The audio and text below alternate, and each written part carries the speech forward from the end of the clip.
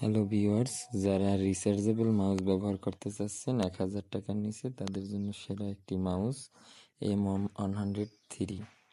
এই মডেলটির 5টি বাটন আছে, লেফট, রাইট, হুইল এবং হোম বাটন। একটি হোমে আসে, যে কোনো জায়গা দিয়ে হোমে আসবে এবং ডিপিআই কন্ট্রোল 800, 1200 এবং 1600 পর্যন্ত স্পিড কন্ট্রোল করা যায়।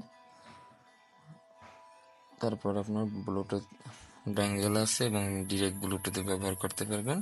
ব্লুটুথ ড্যাঙ্গেল মাউসের ভিতরে রাখা যায়। এবার ব্যবহার করার পর আবার মাউসের ভিতরে রেখে ব্যবহার করতে পারবেন। ডিরেক্ট ব্লুটুথ সিস্টেম আছে। নিচে 2টি বাটন আছে, অন অফ।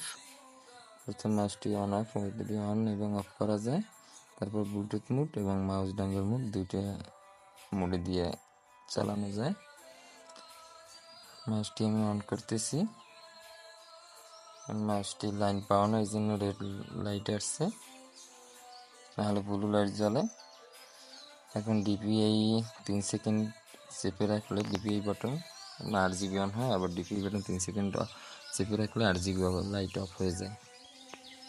খুবই সুন্দর এবং RGB দেখার মতো একটি মাউস, খুবই স্লিম।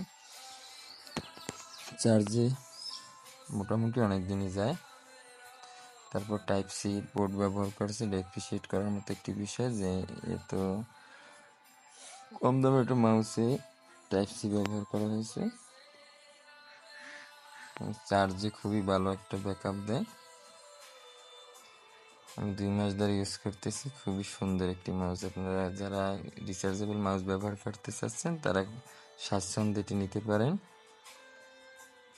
আমি আগেই ব্যবহার করে তারপর আপনাদের সাজেস্ট করতেছি।